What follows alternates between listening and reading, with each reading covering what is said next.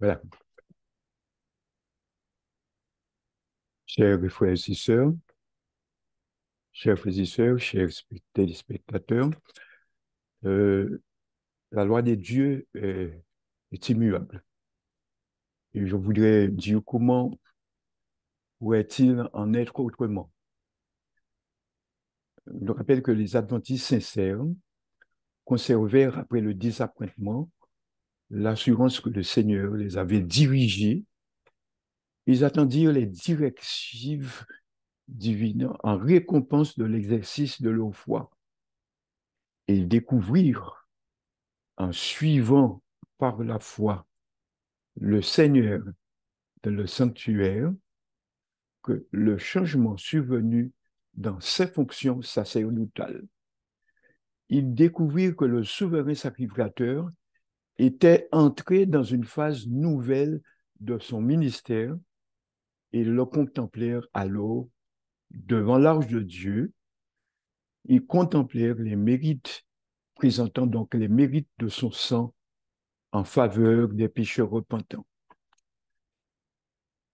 J'avais du mal à comprendre lorsque j'étais enfant pourquoi Moïse, en descendant du Sinaï, avait brisé les tables de la loi écrites du doigt de Dieu. Et lorsque Moïse a vu que le peuple se comportait comme les païens, vu le caractère sacré de la loi, il me semblait que c'était grave de briser ces lois, ces deux tables. Mais je n'ai noté, selon ce que je lisais, aucune indignation de la part de Dieu qu'il ait agi de cette manière, parce qu'il avait agi de cette manière.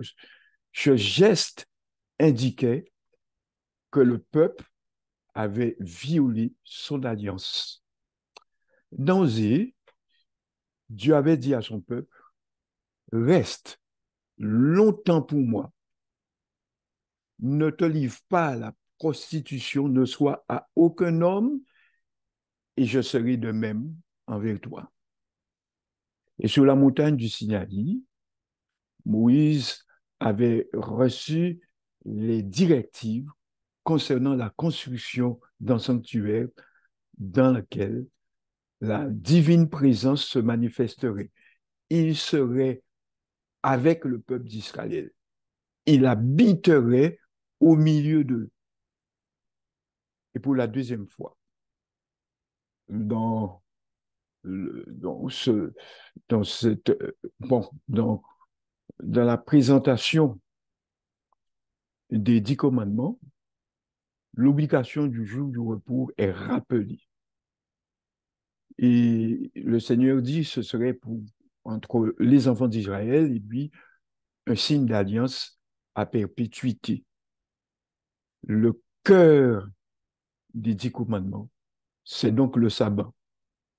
Il faut que l'on sache que c'est l'Éternel, moi, qui vous sanctifie. Vous observerez donc le sabbat, qui doit être une chose sainte. Quiconque fera un travail ce jour-là sera puni de mort. La loi de Dieu, déposée dans le sanctuaire céleste, est l'auguste original du code dont les préceptes gravés sur les tables de pierre et reproduits par Moïse de le Pentateuque étaient une copie conforme. Donc, la loi, l'original, placée dans le sanctuaire terrestre, céleste, était donc une, une, une émanation même du caractère de Dieu. La constatation de ce fait important amena les adventistes à comprendre la nature sacrée et surtout l'immutabilité de la loi divine. Ils virent comme jamais auparavant la portée de ces paroles du Sauveur. Tant que le ciel et la terre ne passeront point, il ne disparaîtra pas de la loi un seul iota, un seul trait de lettre, jusqu'à ce que tout soit arrivé. Révélation de la volonté de Dieu, transcription de son caractère, la loi en sa qualité de témoin fidèle qui est dans les cieux est impérissable. Aucun de ces commandements n'en a été aboli. Nul trait de lettre n'a été effacé. Le psalmiste s'écrit à toujours, ô Éternel, ta parole subsiste dans les cieux. Tous ces commandements sont immuables. Ils sont inébranlables pour toujours à perpétuité. Dieu étant inchangeable, Dieu ne pouvant pas changer, l'expression de son caractère, de sa volonté, ne peut être changée.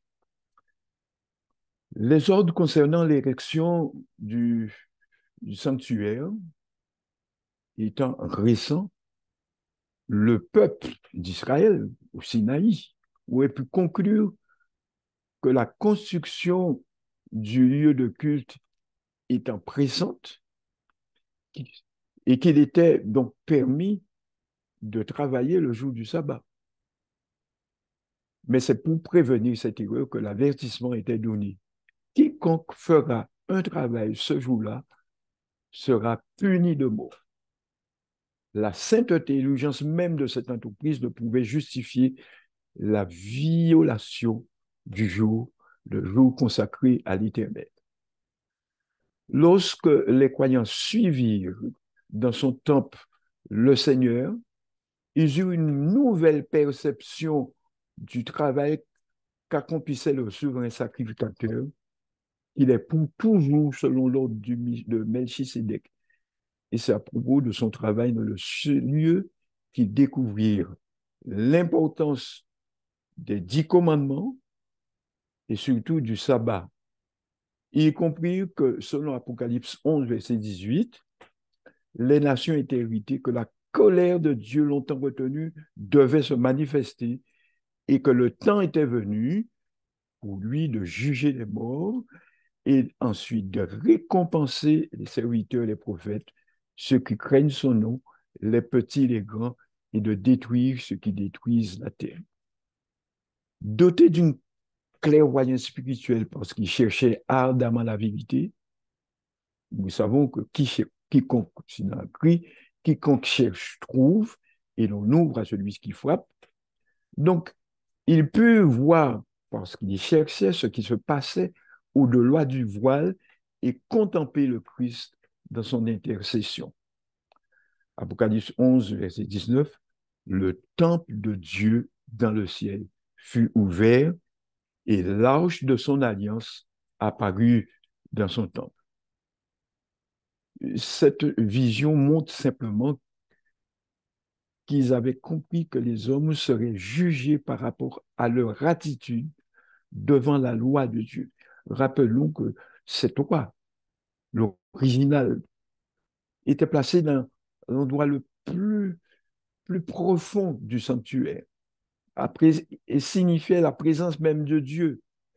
Romains 2, 12, il est dit, tous ceux qui ont péché sans connaître cette loi périront sans la loi. Mais tous ceux qui ont péché ayant la connaissance de la loi seront jugés par la loi. Y compris, comme nous l'avons mentionné, le changement survenu donc, dans les fonctions sacerdotales du Sauveur et le contemplèrent, plaidant devant l'arche de Dieu, devant sa loi, les mérites de son sang en faveur de ceux qui avaient transgressé cette loi. Comme symbole de l'autorité du Tout-Puissant et comme l'expression visible de sa volonté, un exemplaire du décalogue gravé sur les 2 tables de pierre par le doigt même de Dieu fut remis à Moïse.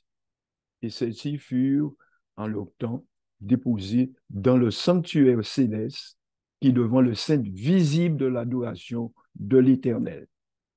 Dieu est esprit et nous ne pouvons le connaître que par ce qu'il fait c'est-à-dire par ce qu'il dit, par son caractère, ce qu'il révèle de lui. Le caractère de Dieu est révélé par sa loi. Écoutons bien ce que ce White déclare. La loi de Dieu déposée dans le sanctuaire est l'auguste original du code dont les préceptes gravés sur les tables de pierre et reproduits par Moïse dans le Pentateuque étaient une copie conforme. Cette constatation amena les Adventistes à comprendre la nature sacrée et l'immutabilité de la loi divine. Ils en virent donc la portée. Nous lisons dans Hébreux chapitre 10, si nous prêchons volontairement, après avoir reçu la connaissance de la vérité, il ne reste plus de sacrifice pour le péché, mais une attente terrible du jugement. Il est donc important que le peuple redécouvre l'importance de l'observation de la loi de Dieu tout entière et surtout du sabbat. Je vis Apocalypse 14, 6, un ange qui voulait par le milieu du ciel, ayant un évangile éternel, pour l'annoncer aux habitants de la terre, à toute nation, et il disait, craignez celui qui a fait le ciel, la terre et la mer et les sources d'eau. Deux remarques. Hors de l'observation de ces commandements, aucun culte ne peut être agréable à Dieu. Et deuxième commentaire, deuxième déclaration, l'amour de Dieu consiste à garder ses commandements.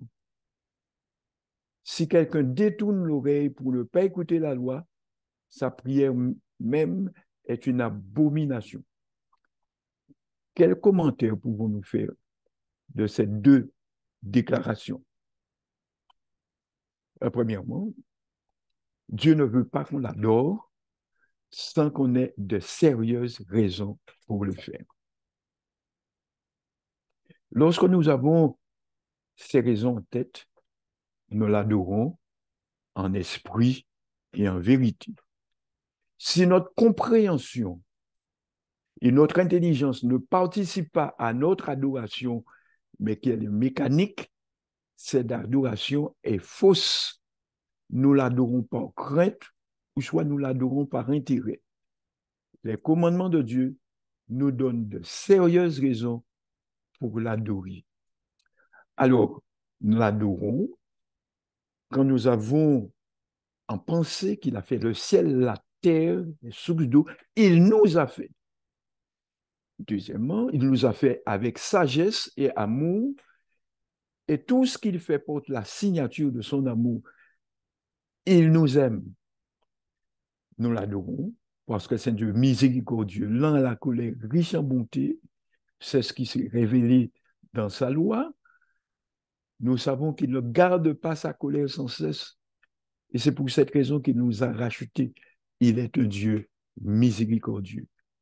Et en plus, c'est un Dieu proche de ses créatures. En effet, dans Deutéronome 4, verset 7, il est dit qu'elle est en effet la grande nation qui est des dieux aussi proches que Dieu, l'Éternel, l'autre Dieu, l'est de nous toutes les fois que nous l'invoquons. J'aimerais faire une remarque. Les députés passent tout leur temps à voter des lois, car une loi doit corriger les défauts de la loi précédente. La loi de Dieu, elle est parfaite. Elle n'a pas besoin d'amélioration, car elle est l'expression de son caractère. Pourquoi Dieu ne veut pas que nous fassions des représentations de lui? C'est tout simplement parce qu'une représentation visible entrave notre vision spirituelle. Nous regarderions aux choses visibles et nous ne chercherons pas à comprendre les choses invisibles, les choses que Dieu veut nous révéler. Dès maintenant, dit l'apôtre Paul, nous ne connaissons personne selon la chair, selon le visible. Si nous avons connu Christ selon la chair, maintenant nous ne le connaissons plus de cette manière. La consubstantiation, c'est-à-dire la présence du Christ dans le pain et le vin, n'apporte rien à la connaissance spirituelle. Alors, Nous n'adorons ni le pain, ni le vin, mais nous apprécions tout simplement la bonté du Seigneur et simplement adorons pour cela.